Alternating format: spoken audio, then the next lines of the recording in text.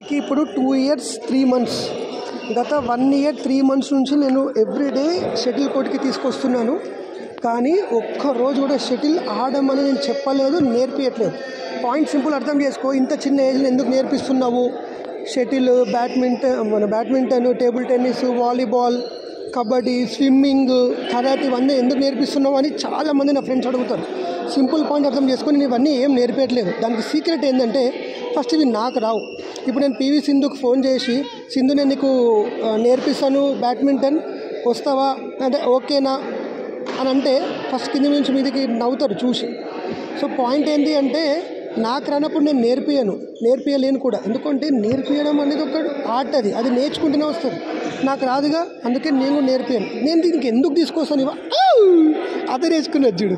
నేను ఎందుకు తీసుకొస్తాను అంటే it's just to expose her to this world. అందులో అన్నిటికీ ఎక్స్పోజ్ చేయడానికి ప్రయత్నిస్తుంటా.